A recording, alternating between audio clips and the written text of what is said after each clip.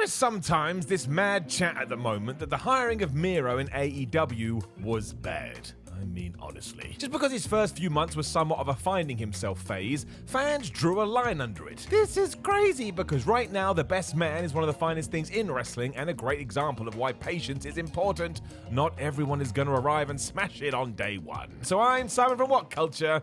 This is 10 wrestlers who were wrongly judged after one match. Number 10, Taz. When Taz blasted into WWE with all the fanfare anybody could want, he was branded as dangerous, ludicrous. His debut at the 2000 Royal Rumble was excellent, and he suplexed Kurt Angle's body around the place before choking him out with a submission. It made the former ECW champion look like a hero instantly, but there was a problem. Somebody backstage saw this beating and decided it didn't look too kosher. It spread throughout the locker room before Taz was labelled as dangerous, even though the man taking the beating, Kurt frickin' Angle, has come out and said this wasn't the case at all. If there was anything that went wrong during the spot, it was Angle hurling himself with a little too much gusto because he wanted Taz to look great. Somehow this all stuck though, and Vince McMahon decided it must be true. From nowhere, Taz's height also became an issue, even though he was the same height he'd always been. It was just unfair, to be honest, and based on absolutely nothing. Number 9, Eddie Guerrero. Another question of someone getting shorter despite being hired at one height and remaining at that height.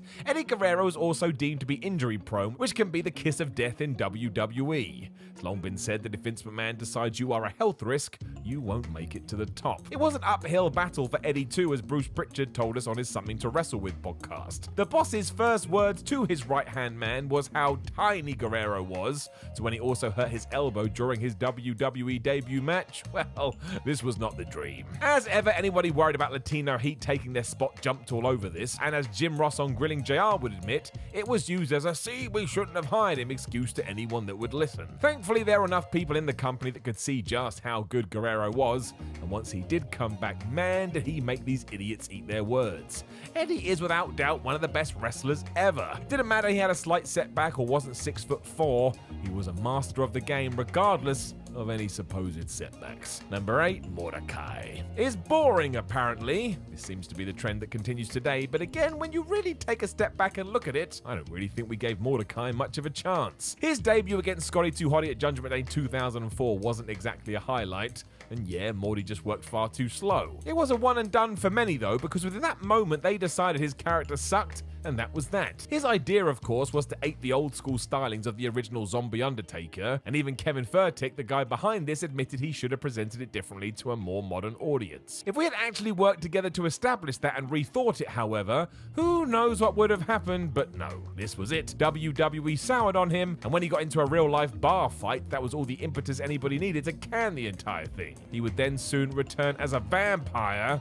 Let's not even talk about it. Number 7, Trish Stratus. So at one point in her career, a lot of people decided that Trish Stratus was just another diva. Sheesh. And sure, I get it. Trish and Bradshaw versus Jackie Gator and Chris Nowinski from July 2002 is so bad you will not believe it, but there was more than just one person dropping the ball there. As ever though, Trish took all the heat as forums filled up with some truly horrendous comments, and we tried to push her to one side. Because she was so focused on what she wanted to achieve though, Stratus would not be deterred. She just used all this to fuel herself forward, and by the end of that year at Survivor Series, she was having a great feud with Victoria. If we had gone the way of the wind, however, we would have thrown Stratus out of the push wagon and potentially not ended up with one of WWE's best female performers ever. And that, my friends, would have been atrocious. Number 6, DLo Brown. I will still never get over the fact that people didn't like DLo Brown's chest protector gimmick.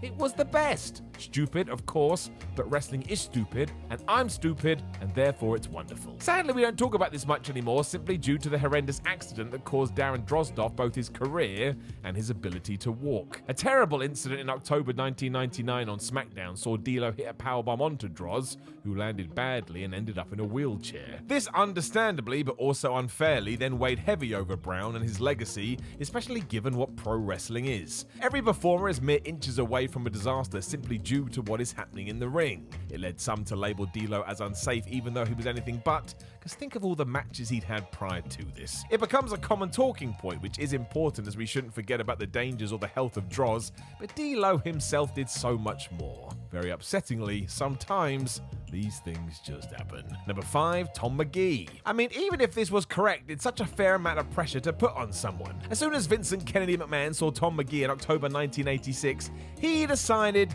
this was the next Hulk Hogan. I mean, what a bar to live up to, and you will be shocked to hear he didn't do it. The main reason for this, though, was Bret Hart. The Hitman was Tom's opponent on this night, and he did such a good job in carrying the rookie through a match. McMahon thought that all his gut instincts were correct. This guy was a star. Speaking about it in his autobiography, Bret even mentioned that afterwards he didn't get any praise. It was all reserved for McGee, who was showered with positive joy, because this was our new world champion. Or at least it was meant to be. Sadly, all of Tom's follow-up matches were nowhere near as good because he wasn't in the ring with Bret the Hitman Hart, and it took about 3 months before Vinnie Mac realised this and dropped the whole thing. I mean, that seems a little bit strong because surely we could have just played to his strengths, but well, what you gonna do, brother? Number 4, Goldberg. Right, sure, yes, Bill Goldberg was not known for his long, epic matches. He was more of a get-in, get-out kind of guy, but to say that's all he did is unfair. There is always an exception to the rule. Realizing that if he was going to be a regular headliner, his bouts would have to stretch more than 2 minutes, WCW told Goldberg to start extending his work time.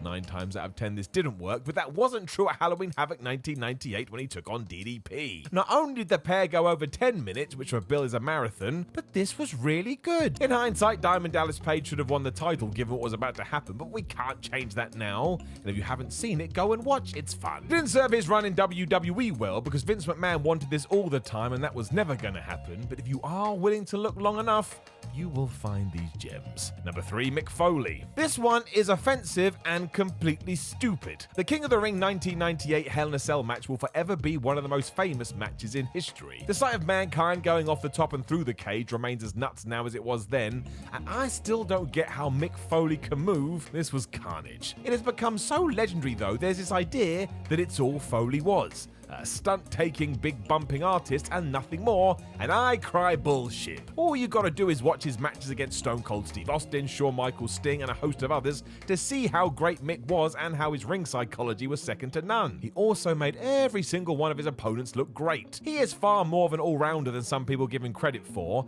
and even Vince McMahon got this one wrong. He was so convinced Foley wouldn't work out, he told Jim Ross his reputation was on the line with this hiring. As it would turn out, good old JR had quite the eye for talent. Number 2, Booker T. I remember this one at the time, and it was silly. But mostly from WWE fans who were conditioned to hate anything and everything from WCW, there was this ridiculous notion that Booker T had been overhyped. I mean, come on now. This was all based on one dodgy match too. July 2001 saw Nitro come to Raw when Booker T and Buff Bagwell locked up in a Monday main event. And no, it wasn't ideal, but it's not as bad as history would make you believe.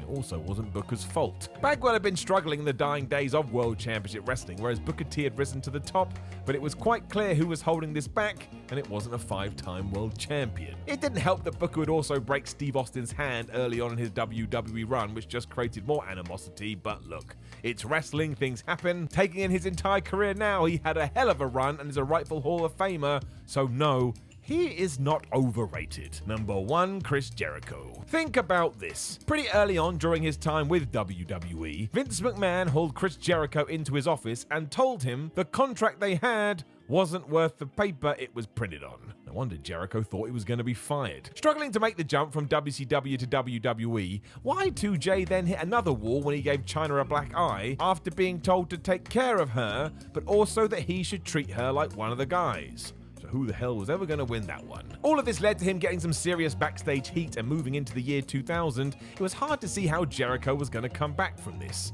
Cream always rises to the top though, and Chris overcame it, but for a while he was seen as the WCW flop who couldn't swim with the big boys. How daft does that sound now? He is one of the best to ever do it. Know any other wrestlers who were wrongly judged after one match? Please do let us know in the comments below, and don't forget to like the video, share the video, and hit that subscribe button. It is free. We also have a website called whatculture.com where you can read more articles like this. You can come keep up to date with all wrestling news by following us on social media, and if you're already on the YouTube channel, which you are, give another video a click and see if it floats your boat. My name is Siren from What Culture, and I was judged many a time after my first videos, but I'm still standing, and I can't remember the rest of the lyrics to that song.